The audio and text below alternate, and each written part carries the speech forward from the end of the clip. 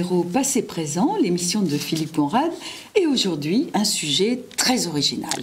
Oui, en effet, chers téléspectateurs, nous allons nous pencher aujourd'hui sur la politique étrangère du Second Empire et sur un de ses aspects particuliers, souvent oubliés ou méconnus, c'est-à-dire l'attitude de Napoléon III vis-à-vis de la guerre de sécession, la guerre civile qui ravage les États-Unis de 1861 à 1865.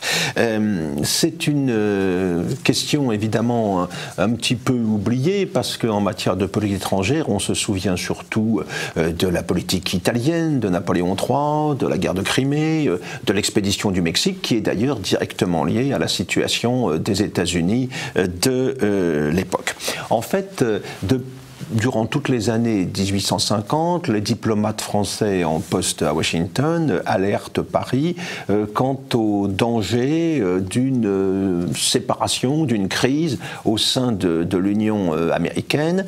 Une crise qui est liée d'une part à la question de l'esclavage. On sait qu'un certain nombre de compromis ont été établis entre les États du Sud et du Nord à ce sujet, mais la question demeure pendante, elle n'est pas réglée. Crise également du fait d'intérêts économiques divergents. Le Nord songe avant tout à développer sa puissance industrielle en garantissant sa croissance par l'existence de barrières douanières élevées. Le Sud, au contraire, qui vit pour une bonne part de ses exportations de coton, est attaché au contraire au libre-échange, donc des intérêts économiques divergents, contradictoires. En plus, il faudrait ajouter à cela, je dirais, un certain contraste culturel entre le Sud qui cultive un genre de vie aristocratique correspondant à l'économie de plantation telle qu'elle apparaît au début d'Autant en emporte le vent, et puis un Nord qui, attaché à ses valeurs puritaines, correspond à une toute autre vision, à une toute autre représentation de la société. Alors ces tensions vont s'aggraver à partir de novembre 1860 avec l'élection à la présidence des États-Unis d'Abraham Lincoln, qui a fait une campagne tout à fait claire en faveur de l'abolition de l'esclavage, en faveur du maintien de l'Union. Les tensions vont monter entre le Nord et le Sud. 11 États du Sud vont constituer alors la Confédération, qui entend prendre ses distances avec l'Union. Mais ce qui va décider du basculement vers la guerre, c'est l'action menée par des sudistes contre Fort Sumter, une forteresse fédérale en Caroline du Nord. C'est le point de départ au printemps 1861 de ce que l'on va appeler chez nous la guerre de sécession, ce que les Américains appellent la guerre civile. Lincoln n'entend pas se laisser intimider, il fait le choix de l'affrontement à la suite de cet incident et va notamment décider le blocus naval du Sud. La guerre commence donc, elle va durer pendant 4 ans, jusqu'en 1865. Au début, la France adopte une attitude de stricte neutralité. En juin 1861.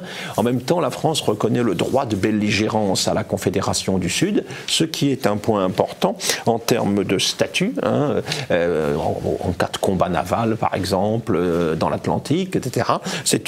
On pourrait considérer que c'est un début de reconnaissance d'une certaine autorité morale, au moins aux insurgés. Ça peut être le prélude à une reconnaissance politique du gouvernement confédéré installé à Richmond, en Virginie. En plus, cette guerre de sécession, elle apparaît comme une opportunité intéressante. Pas seulement pour la France, d'ailleurs. Pour la France, pour l'Angleterre, pour l'Espagne, l'ancienne puissance coloniale qui a été écartée du Mexique au début du siècle, parce que le Mexique, à cette époque, est dans un état plus ou moins chaotique.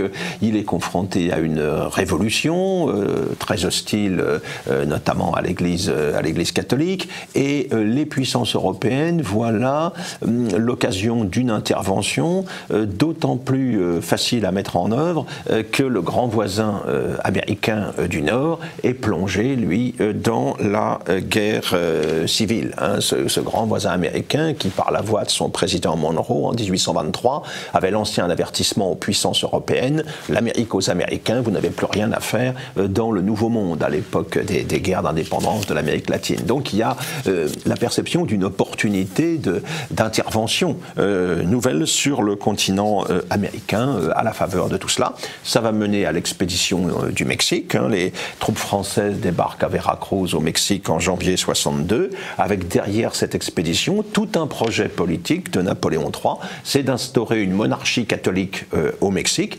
monarchie qu'il entend confier à l'archiduc Maximilien d'Autriche. C'est un moyen de renouer les liens avec une Autriche que l'on a affrontée quelques années plus tôt au cours de la guerre d'Italie. Ce projet mexicain, il a pour but de freiner l'expansionnisme nord-américain en direction de l'Amérique latine. C'est toujours un souci de la politique française déjà dès la monarchie de Juillet. On compte faire à terme de ce nouveau Mexique que l'on entend construire un partenaire économique intéressant pour la partie française. Et comme les États-Unis sont divisés par la guerre civile, eh bien, il faut en profiter pour marquer des points sur ce terrain-là. En même temps, la guerre civile américaine a des conséquences dommageables pour l'économie française, puisqu'elle correspond à un effondrement des exportations de coton, hein, qui partaient de Charleston, de la Nouvelle-Orléans, et qui partaient vers l'Europe pour faire tourner les industries textiles anglaises et françaises, hein, pour l'essentiel. Et cette question du coton, elle est importante, parce qu'au début, certes, le Nord a imposé un blocus naval, mais il apparaît que ce blocus naval est quand même très poreux et qu'on peut assez facilement passer au travers. Mais en revanche, les États du Sud entendent utiliser l'arme du coton pour, en établissant un embargo de fait, pousser les États européens à reconnaître justement la Confédération. Donc une situation, on le voit sur ce terrain-là, assez ambiguë, qui va commander aussi les décisions qui vont être prises à Paris et à Londres à ce sujet. Alors, pendant ce temps-là, la guerre civile se développe.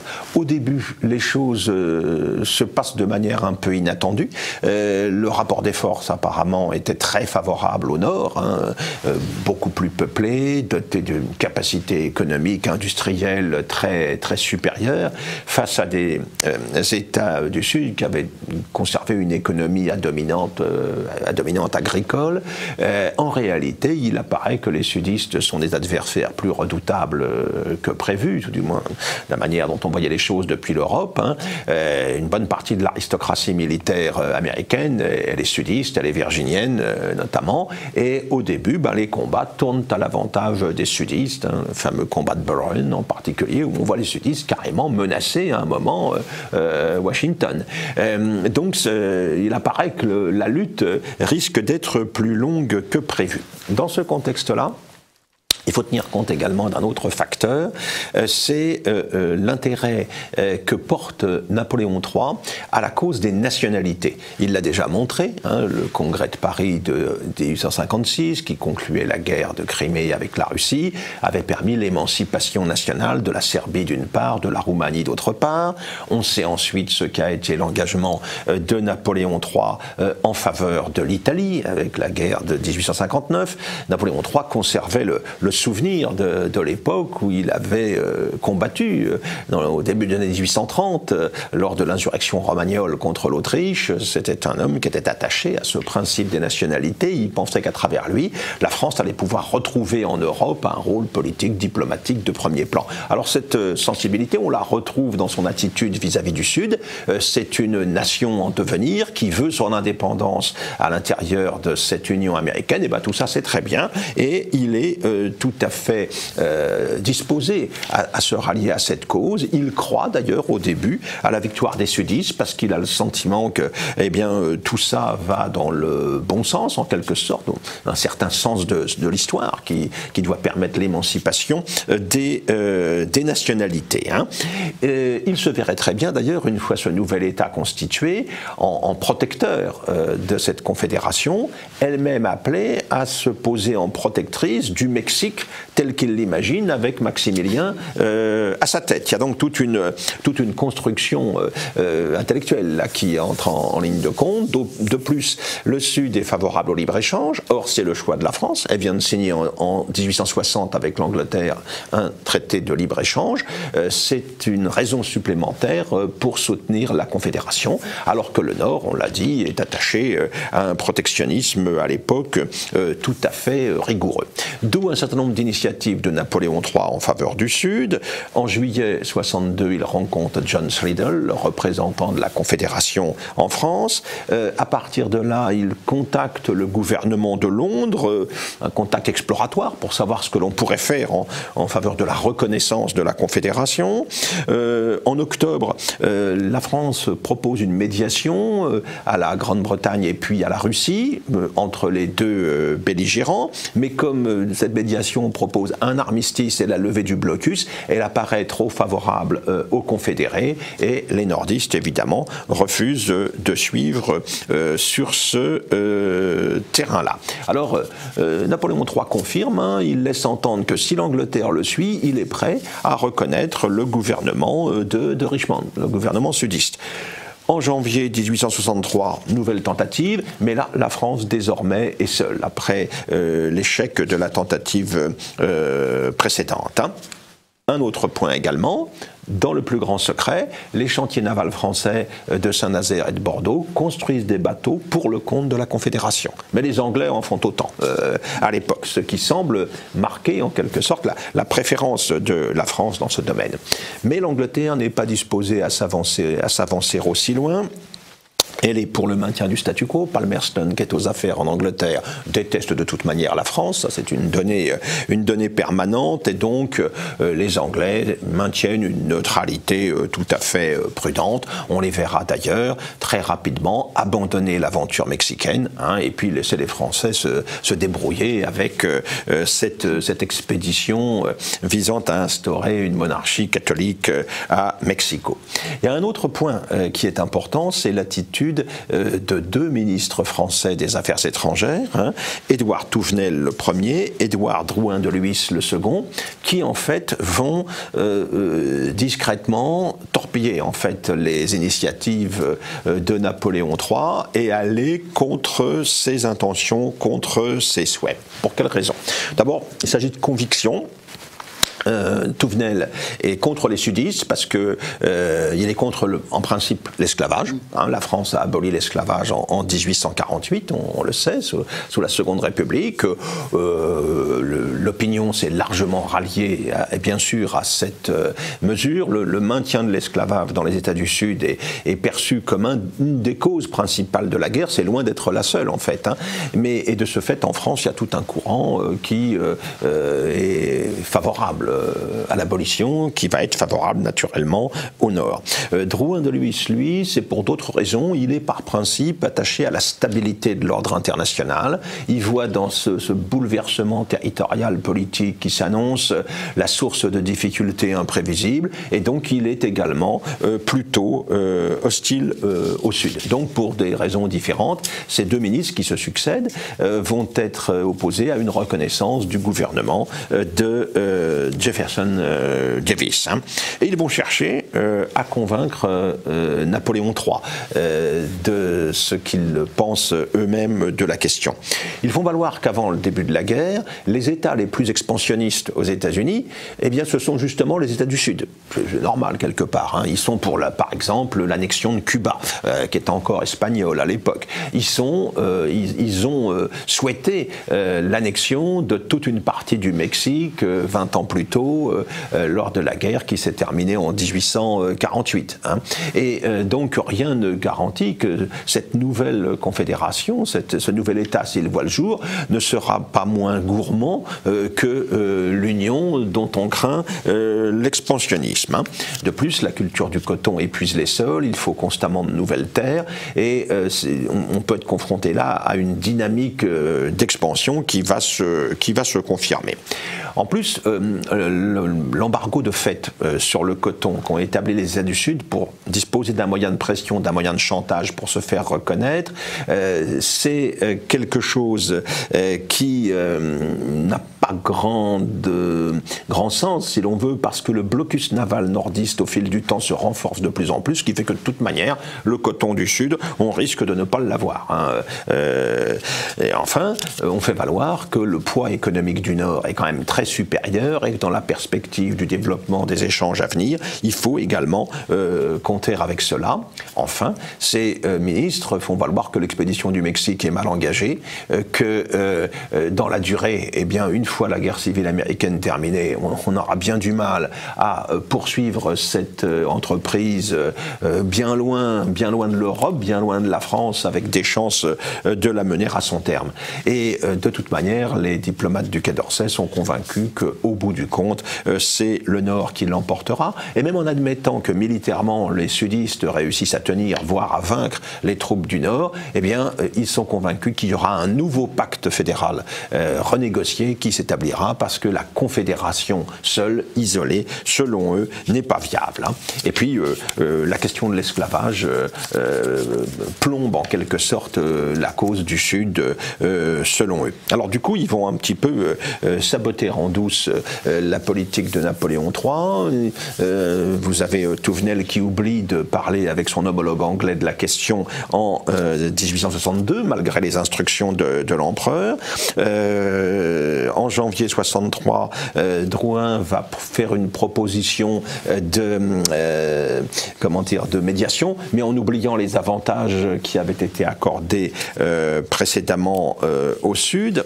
En juillet 63, le ministre va même, dans un article du Moniteur, reprendre, sans en avoir l'air, certaines des déclarations de l'empereur pour les minorer complètement sur cette question.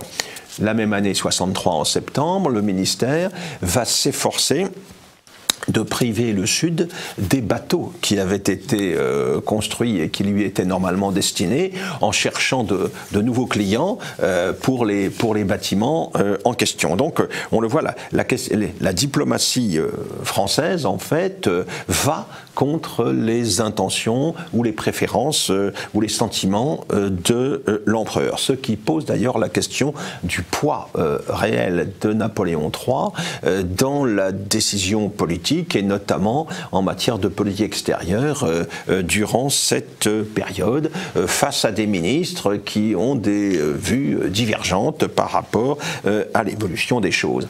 Alors, Napoléon III n'est pas dupe de ces manœuvres, mais en même temps, il ne va pas affronter directement ses ministres. Hein, et il y a incontestablement un problème d'autorité là qui se pose durant cette période. Hein.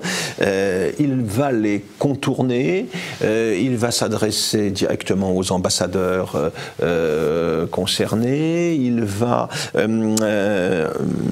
envoyer des représentants officieux auprès des diverses parties, mais toute cette diplomatie parallèle ne servira finalement à rien, et la France va rester au bout du compte sur la position retenue au printemps 1861, après le début de la guerre. On sait comment cette histoire se termine en 1865, avec la capitulation du général Lee à Appomattox. Le Nord est victorieux, complètement victorieux à l'issue de cette guerre civile, ce qui commande presque automatiquement l'échec de l'aventure mexicaine. On sait comment finit le malheureux Maximilien fusillé à Querétaro. Et puis, au-delà même, il faut rappeler que pendant la guerre franco-allemande de 1870, il est clair que Washington est favorable à l'Allemagne et que le président Ulysse Grant enverra toutes ses félicitations à Bismarck au moment de la défaite française. Alors ces questions ont été brillamment abordées et très complètement abordées par un jeune historien, Steve Saint-Laude, dont deux ouvrages sont parus aux éditions de l'Harmattan en 2011. Le gouvernement impérial et la guerre de sécession, c'est le premier volume. La France et la Confédération sudiste, la question de la reconnaissance diplomatique durant la guerre de sécession, c'est le deuxième volume de cette thèse. Steve Saint-Laude aux éditions de l'Harmattan. Merci Philippe. Et en tout cas, quel dommage que le Sud n'ait pas gagné. Ah, c'est toute une autre histoire.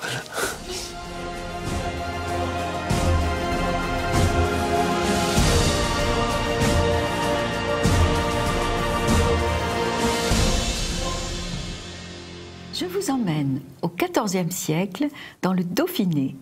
Alors le Dauphiné, c'est une histoire un petit peu complexe, hein, à la suite de la Lotharingie, cette partie de ce qui est la France maintenant, était évidemment indépendante et était dirigée par un dauphin. Alors pourquoi un dauphin dans ce pays de montagne? Eh bien parce que ça allait à un moment jusqu'à la Méditerranée et c'était un dauphin méditerranéen. C'est vrai qu'on peut se poser la question pourquoi dans ces vallées alpines choisir un dauphin. Ben voilà la réponse. Alors en 1343, le dauphin s'appelle Humbert II. Et Humbert II, eh ben c'est un monsieur qui a des grandes ambitions, qui a une large vue, mais qui est surtout un petit peu incontrôlable et qui dépense à tort et à travers. Il dépense vraiment beaucoup. Il s'est même ruiné pendant une croisade et eh bien il a des sujets hein, qui lui rendent hommage, qui surtout lui payent l'impôt. Il les fait payer pour tout, c'est-à-dire l'entretien des routes, le four banal, les puits, les moulins, le désenneigement, enfin pour tout, quoi, des impôts. C'est une fiscalité délirante. Et malgré ça, il s'en sort pas. Donc, comme il n'a pas d'enfant, il n'avait qu'un petit garçon qui est mort à 2 ans, il n'a pas envie de se remarier, on a l'impression qu'il en a assez et il veut donner son royaume, enfin sa principauté à quelqu'un. Le pape n'en veut pas, l'empereur d'Allemagne non plus et ça sera finalement le roi de France qui va prendre le Dauphiné. Et vous savez que le fils du roi de France s'appellera à partir de ce moment-là le dauphin. Et le premier qui sera un dauphin, eh bien, c'est le futur Charles V qui va prendre son rôle très très au sérieux. On est en 1349. Il va aller vivre à Grenoble, il va apprendre à connaître ce coin-là, il va faire ça très sérieusement parce que c'est un garçon très sérieux. Et donc ce traité qui s'appelle le traité de Romans, en 1349, confie au fils du roi de France le Dauphiné, et le roi à l'époque c'est Philippe VI de Valois. Mais avant ça, eh bien, il s'était passé quelque chose de très important le 29 mai 1343. Les sujets du dauphin en avaient tellement assez de cette fiscalité délirante qu'ils proposent un accord à leur seigneur, auquel ils doivent l'hommage, en disant « Écoutez, on vous rachète nos servitudes. C'est-à-dire qu'on vous donne 12 000 florins, ce qui est beaucoup, et puis c'est comme un viager, et puis tous les ans, on vous donnera 4 000 ducats, mais on ne vous donne plus un sou à part ça. On vous rend hommage. Et éventuellement, s'il y a la guerre, on vient vous aider. C'était peu probable, hein, parce qu'il ne voulait plus se mêler de guerre, le dauphin. Mais à partir du 29 mai 1343, eh bien, toute la population, je dis le Dauphiné pour faire court, mais c'est beaucoup plus que le Dauphiné, hein, c'est assez grand comme terrain, ça va jusqu'au Piémont, et bien tout cet endroit-là devient indépendant, les hommes sont maintenant des hommes libres, et ils prennent en charge tout ce qui était pris en charge par le dauphin, c'est-à-dire le désenneigement, c'est-à-dire l'entretien des routes, évidemment tout ce qui est la vie courante, les moulins, les fours, les points d'eau et l'école. Alors eux-mêmes lèvent l'impôt, mais pour eux est beaucoup plus raisonnable. Donc il y a une taxe d'écolage, l'écolage pour l'école. Et ils vont faire un travail sensationnel. C'est-à-dire qu'à cette époque, qui est quand même reculée, le XIVe siècle, dans une région de montagne, eh bien, tout le monde aura une scolarité, tout le monde saura lire et écrire, même les femmes, c'est vous dire. Et pour ça, ils ont besoin de recruter des maîtres. Alors ils lancent, on pourrait dire, un appel d'offres. Et sur les marchés arrivent souvent des gens d'ailleurs qui venaient de Milan, de Turin, mais de la France aussi, et qui proposent leurs services. Alors s'ils sont capables d'apprendre à lire et à écrire, ils ont une plume à leur chapeau. S'ils connaissent l'arithmétique, ils ont 2 plumes. Et s'ils connaissent un petit peu le latin, voire une autre langue, un peu de droit, ils ont 3 plumes, et ceux-là, on se les arrache. Et donc, à Briançon, Oulx et les 2 autres cantons, qui sont des cantons un peu plus montagnards et moins importants, dans le Queyras et le Val-Cluson, il y a Château-Dauphin aussi, eh bien, tout ça se met en place et ça marche magnifiquement.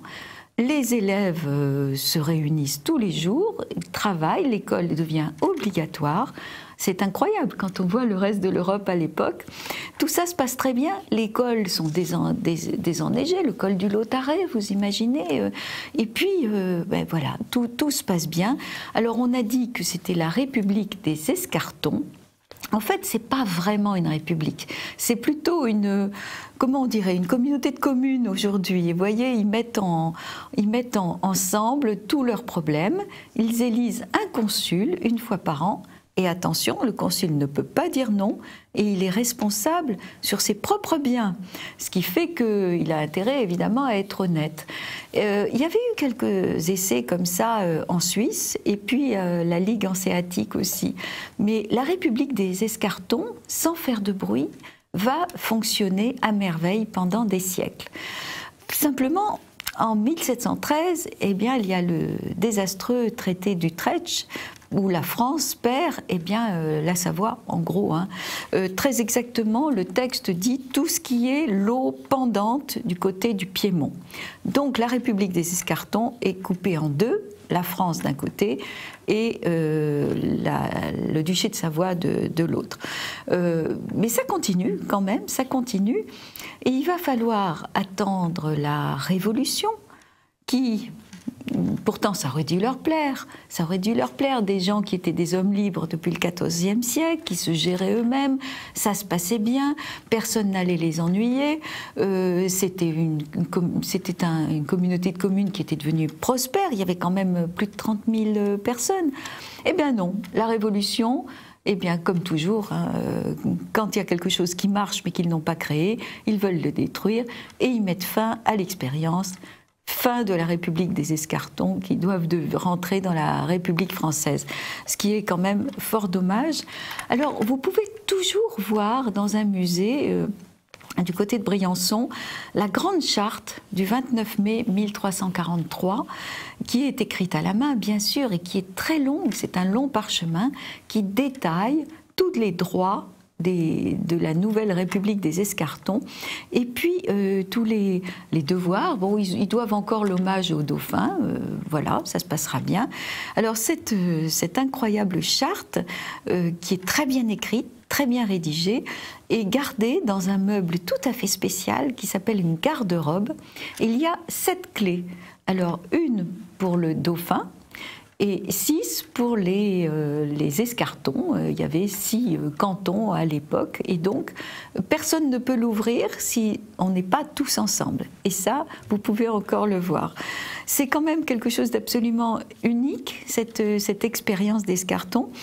Et une dernière chose, pourquoi la ville de Milan, et en particulier les libraires, ont-ils donné autant de richesses à ces petites communes, alors il y a Briançon bien sûr, mais le reste c'est plutôt des petites communes, eh bien parce que c'était les anciens instituteurs des Escartons qui, une fois fortune faite, sont revenus s'installer à Milan, sont en général devenus libraires et ont toujours gardé une reconnaissance et une admiration pour leurs anciens élèves. Et donc, une fois devenus riches, eh bien, ces libraires de Milan offraient des richesses à la population des Escartons. Une histoire incroyable et pas tellement connue et que j'ai trouvée intéressante pour vous aujourd'hui.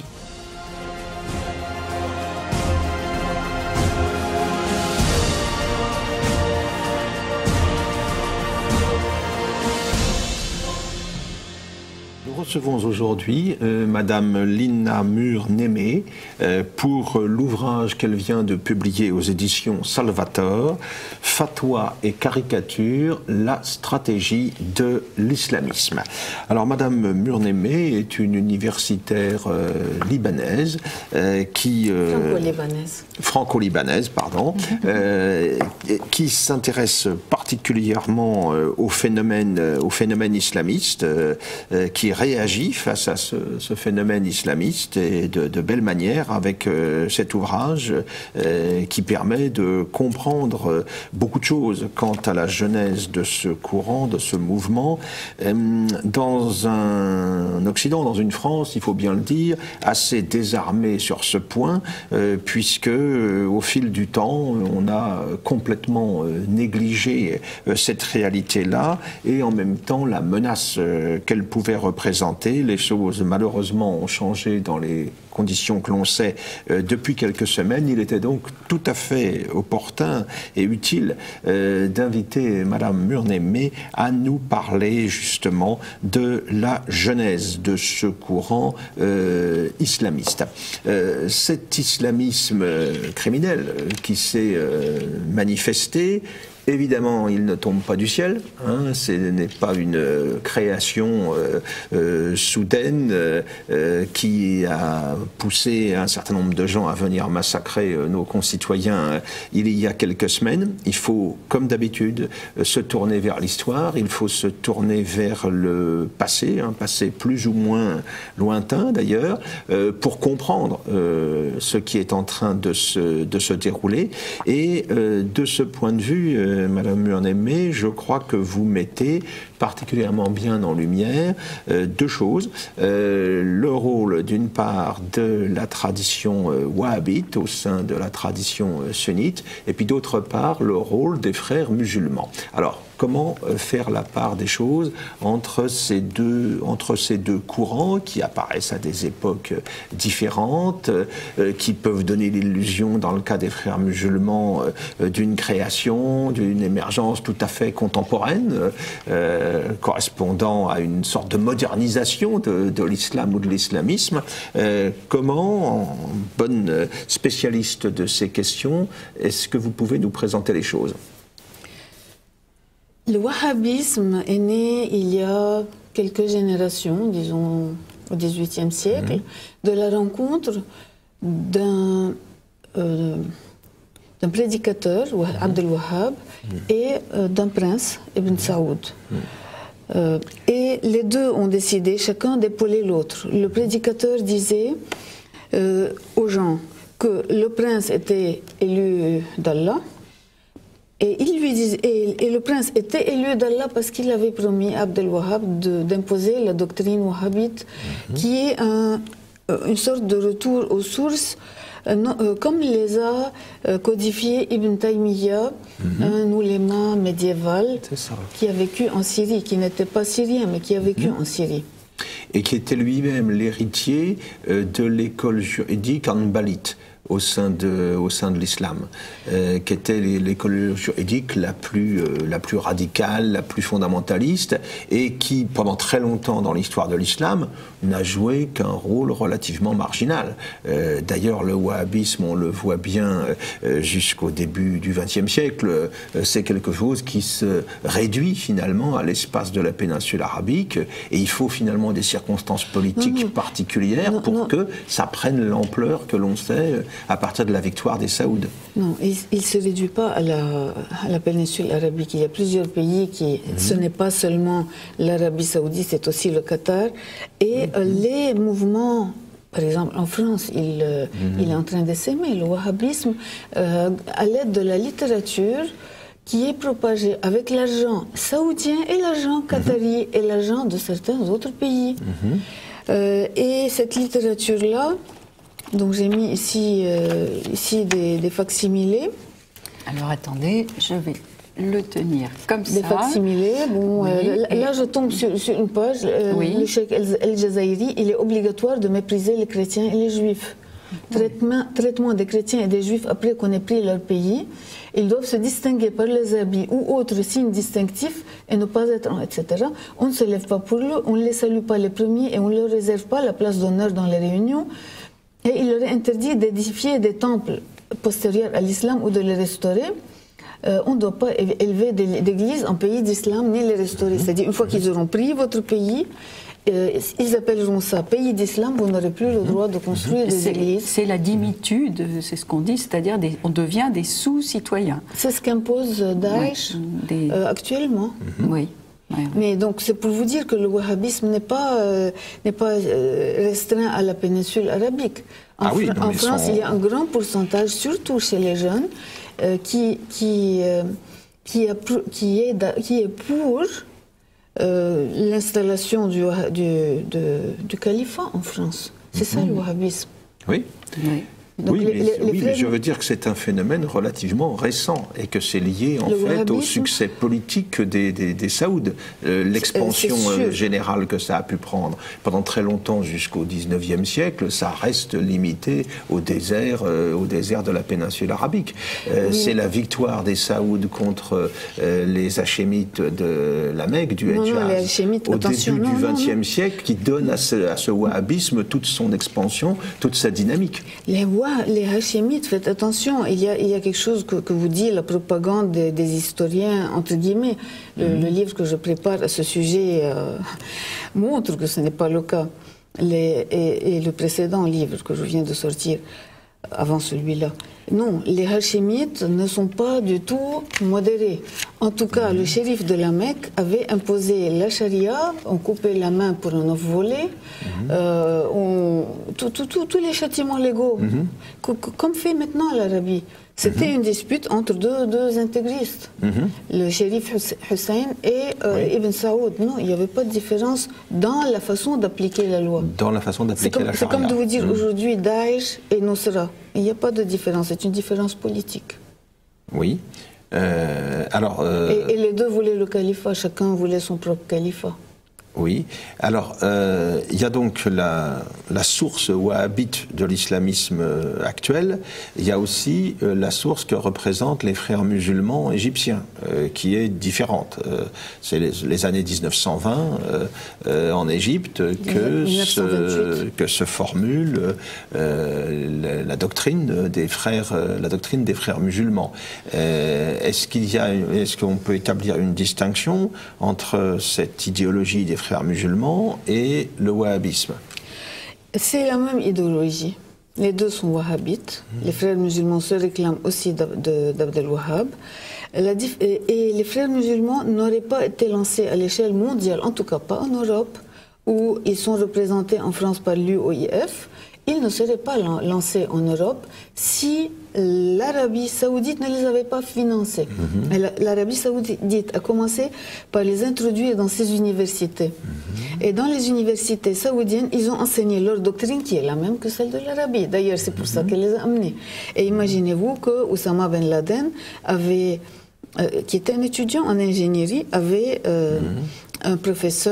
pour professeur un des frères musulmans qui avait fui l'Égypte et dont le frère avait été tué pour doctrine radicale, le frère Sayyid Qutb, et Sayyid Qutb a été... qui a été pendu à l'époque de Nasser. Oui, et il enseignait le livre de Sayyid Qutb. C'est comme ça que Ben Laden l'a appris. A appris à aimer ces choses-là et est devenu un terroriste. Il faut savoir d'où vient la vocation de Ben Laden. Donc maintenant quand on vous dit l'Arabie saoudite c'est différent, ce n'est pas vrai. C'est la même chose. Pays des droits de l'homme en ce moment, d'ailleurs. C'est le droit de l'homme, rigolons un peu. Oui, comme c'est rigolo. Il tue tristement. Un jour non. Oui. Il vous torture tous les jours, mais il coupe la tête à des jeunes de 18, 20 ans, 30 ans. Un jour oui, un jour non. Ils ont l'âge de nos enfants. Oui, monstrueux. Mais ils représentent les droits de l'homme. Et ça, c'est ce qui est connu. Oui, tout ce qu'on ne connaît pas. L'intellectuel qui a été condamné à 1000 coups de fouet.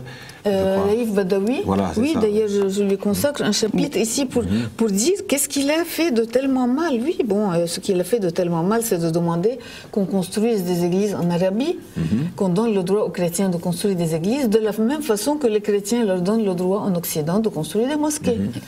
Est-ce qu'il y a quelque chose qui mérite 1000 coups de fouet? 1000 coups de fouet, c'est la mort, parce que en gros...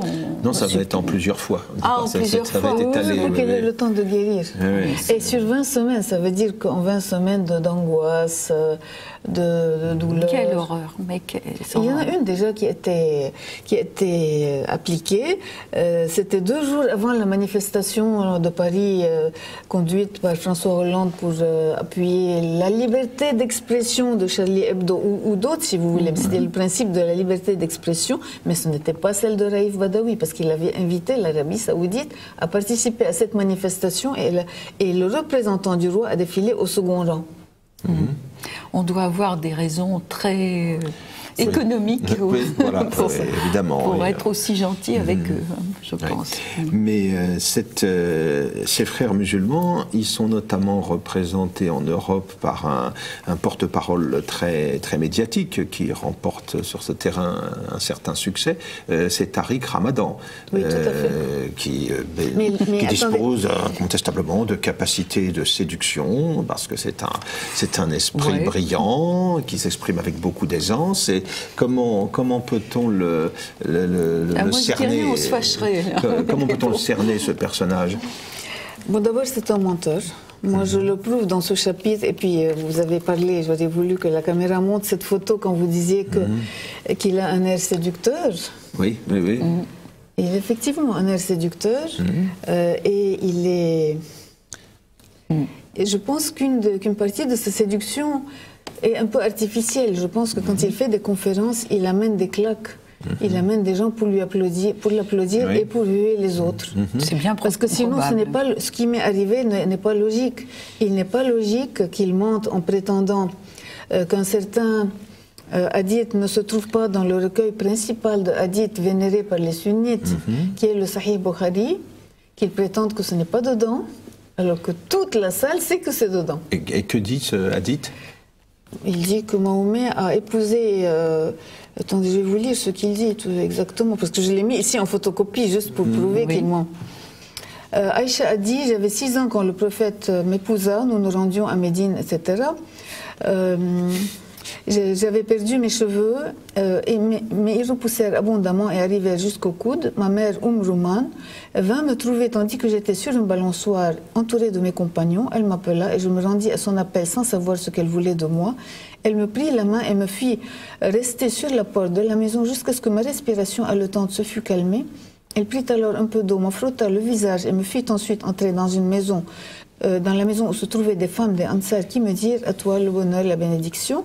Ma mère m'ayant livré à ces femmes, celles-ci se mirent à me parer et j'avais à peine fini que l'envoyé d'Allah entra brusquement. Alors on me remit entre ses mains, j'avais alors 9 ans. Un autre hadith dit Khadija mourut 3 ans avant le départ du prophète pour Médine, après être resté veuf 2 ans, où un espace de temps approchant, le prophète épousa Aïcha qui avait alors 6 ans, puis il consomma son union avec elle quand elle eut 9 ans. Alors lui, il a prétendu que ça n'existait pas dans ce recueil, qui est primordial chez les sunnites, et qu'il existait dans un recueil moins important qui est la Sira, c'est-à-dire la biographie de Mahomet. Je lui ai dit, ça existe dans les deux, il a nié, toute la salle a nié avec lui. Il faut dire que c'est tellement évident que c'est de la pédophilie pure et simple qu'il doit être un peu gêné. C'est normal. En plus, il avait menti, il avait dit, oui, c'est vrai, le prophète a épousé une jeune femme. Il paraît que le prophète a épousé une jeune femme de 9 ans. On lui dit non, il a épousé à 6 ans et il a couché avec elle à 9. Oui. Ma question était, est-ce qu'il faut faire ces choses? Il n'a pas répondu à ma question. Il n'a pas dit il ne faut pas faire ces choses. Puis ça continue, manifestement, ça continue dans les pays du Golfe. Les mariages de petites filles qui sont à l'âge des poupées et qu'on retrouve dans le lit de... Et Tariq Ramadan, c'est lui qui avait lancé cette fameuse idée d'un moratoire concernant la lapidation des femmes adultères. Un moratoire. Un grand démocrate. Ah oui, c'est vraiment là, un souci, effectivement, des droits de la femme tout à fait louable. On ne peut que saluer. Voilà, bien sûr. Ou alors des petits cailloux, plus petits, peut-être. Et il a prétendu l'association lapidation et femmes, c'est plus chrétien que musulman. Ah oui. Maintenant, il est vrai que lapidation et femme, c'est plus chrétien que musulman, parce que dans l'Évangile, il y a l'épisode de la femme adultère. Oui. Qui n'est d'ailleurs pas lapidée, grâce au Christ. Qui n'est d'ailleurs pas lapidée, précisément. Oui. Alors que, en fait, ce qu'il n'a pas dit à Sarkozy, ici je mets le texte de la conversation entre eux deux à la télévision, ce qu'il n'a pas dit à Sarkozy, c'est que... Ah, parce qu'il y a une conversation télévisée entre Tariq Ramadan et Sarkozy. Oui. Ah bon, c'est intéressant ça. Bah oui, c'était justement là où Tariq Ramadan a dit qu'il voulait un moratoire. Ah, oui, et Sarkozy s'est mis à crier un moratoire, comment... Ça suffit pas. Oui. Donc il lui dit... Il a essayé de se rattraper après en disant l'association lapidation femme, c'est plus chrétien que musulman, alors qu'en fait, dans le débat, il aurait quand même pu lui dire que n'importe qui est lapidé s'il est marié. Et s'il n'est pas marié, il est fouetté. Donc, homme ou femme, sur ce plan, il y a justice chez les musulmans. Il n'y a pas sexisme. Toute personne mariée qui commet l'adultère hors du mariage, qui peut être un mariage pour 3 heures. Ça peut être un mariage pour 3 heures. Ça, c'est pratique, un mariage pour 3 heures. On appelle ça le mariage de mut'a, c'est-à-dire le plaisir, disons. Mais ça, c'est pas de l'adultère, c'est un mariage de plaisir qui dure 3 heures. Il y a un contrat. Le mariage temporaire, il y a un contrat. D'ailleurs, il y a beaucoup de voix qui s'élèvent contre ça en Iran, contre l'idée du mariage temporaire. Ils considèrent que c'est très mauvais pour la femme, parce qu'il y a des gens qui achètent des esclaves, qui achètent des captives, ou qui ont des captifs de guerre, ou qui les enlèvent, et qui se mettent à les utiliser à la prostitution, contrat de 3 heures. Et ils prennent de l'argent. En plus. Et la fille, dans quel état elle va être après? Oui, très bien. Vous avez évoqué là indirectement le cas de l'Iran. Alors, comme on sait, l'Iran relève de l'islam chiite. C'est la révolution iranienne conduite par l'ayatollah Khomeini qui a établi l'État théocratique iranien que l'on sait en 1979. Mais est-ce qu'on peut cependant établir une distinction entre d'une part le sunnisme wahhabite et puis le chiisme iranien, et que peut-on penser des évolutions récentes de l'Iran dans ce domaine? Premièrement, oui, il y a beaucoup de différences il y a quelques différences entre le sunnisme et le chiisme. Une de ces différences, c'est les images. Par exemple, les chiites tolèrent les images et en mettent dans leur mosquée. Ensuite, le sang, historiquement, les chiites ont été persécutés, donc ils n'ont pas pu tuer autant que les sunnites, obligatoirement. Ensuite, il y a les alliances. Historiquement, les chiites s'allient avec les minorités.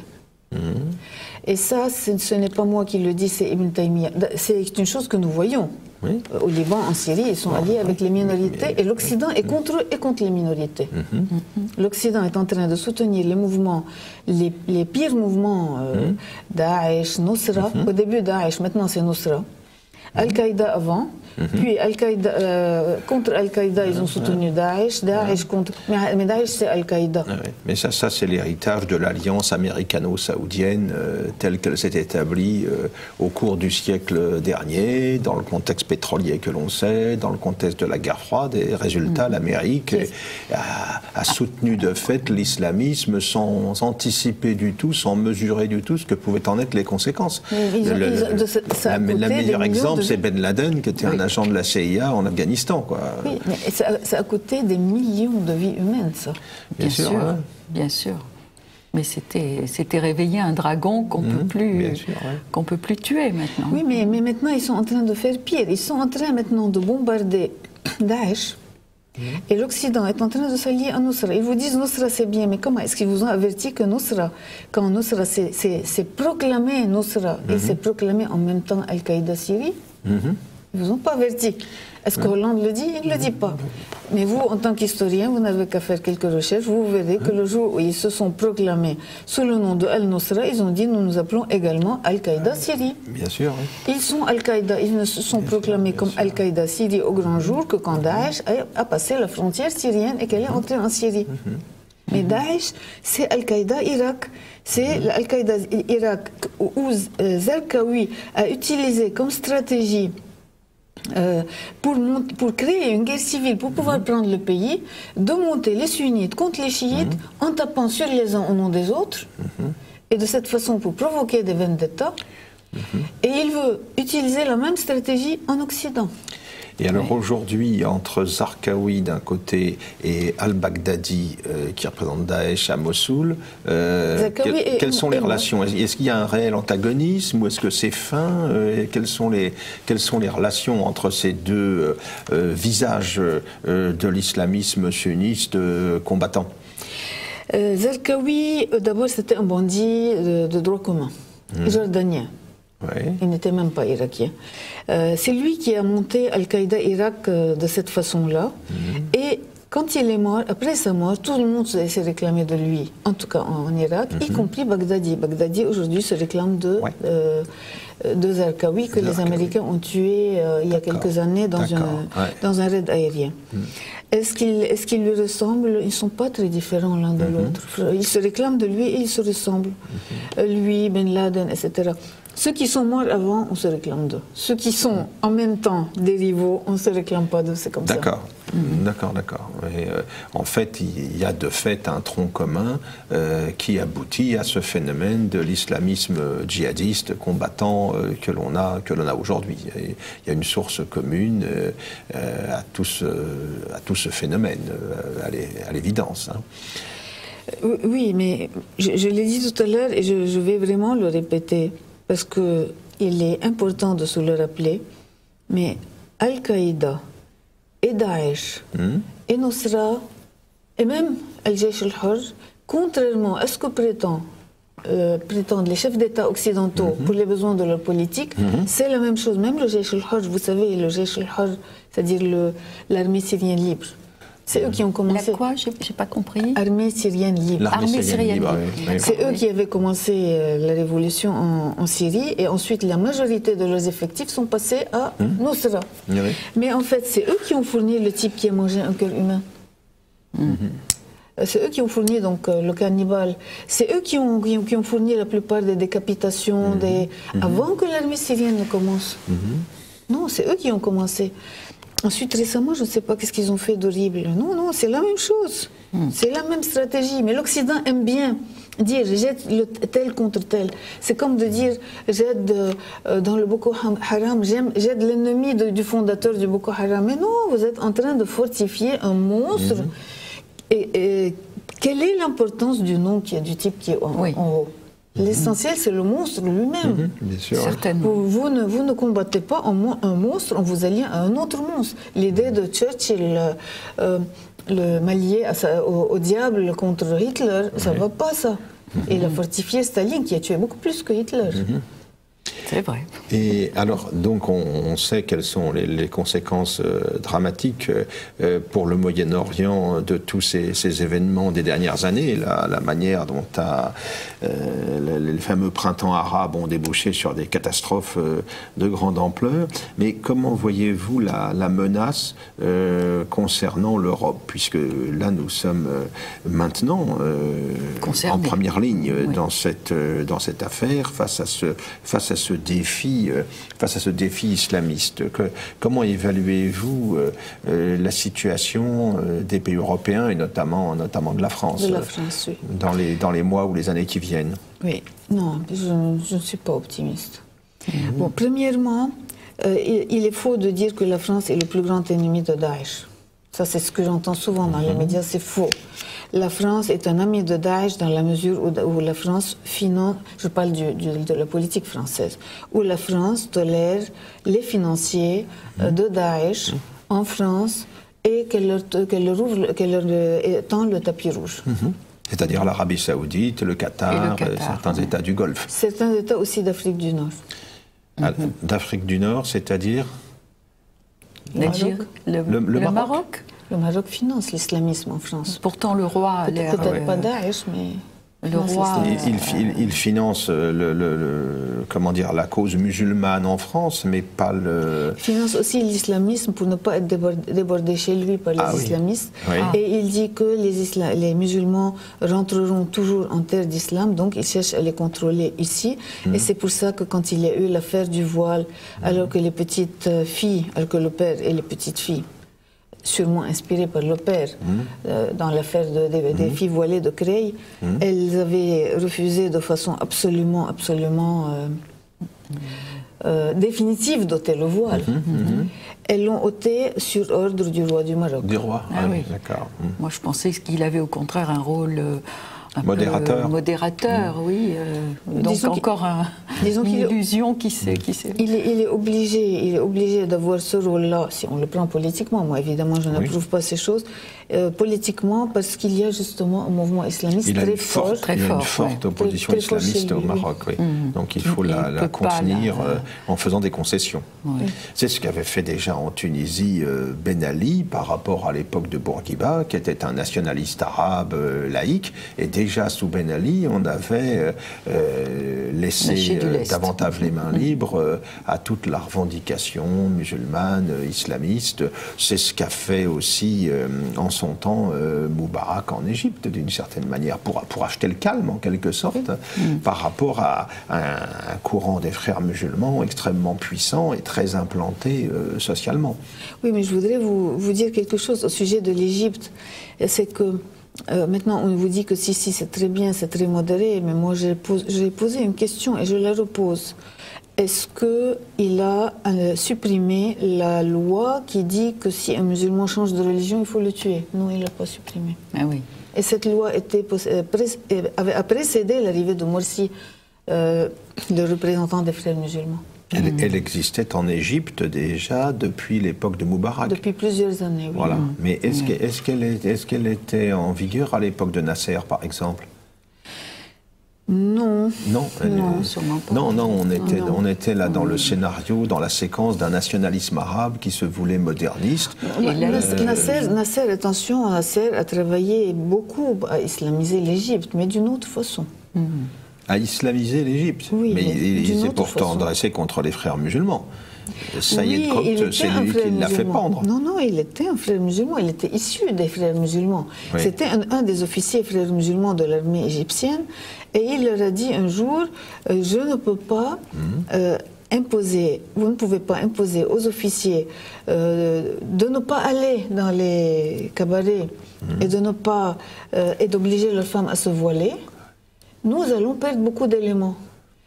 Les officiers, les frères musulmans ont dit non, on ne peut pas accepter avec toi, donc tu peux faire ça, mais pas en étant frère musulman. Mais nous continuons ensemble parce que notre travail est parallèle. Ça, je l'ai tiré des mémoires de l'un des frères musulmans. Oui. Et alors, que pensez-vous aujourd'hui de l'antagonisme, de la lutte entre les Sisi, en gros, et puis les frères musulmans qui la chassaient du pouvoir? Non, le problème de Sisi, c'est que ce sont les frères musulmans qui l'ont nommé. N'oublions pas. Oui, bien sûr, oui. Maintenant, il est soutenu par les chrétiens. Tout le monde le soutient pour ne pas voir les frères musulmans. Mais Farag Fawda, le penseur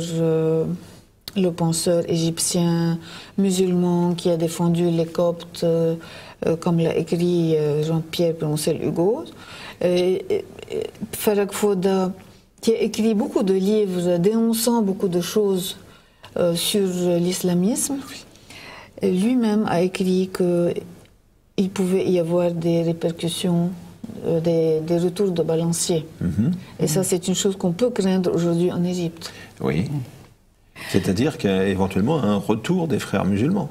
Ils ne sont pas loin, en tout cas. Ils ne sont pas loin, non. Oui. Parce que pour le moment, il suffit de peu pour faire un coup d'État. Bien sûr. Alors, faire un coup d'État, il faut disposer de l'armée pour faire un coup d'État. C'est Sisi qui la contrôle, l'armée.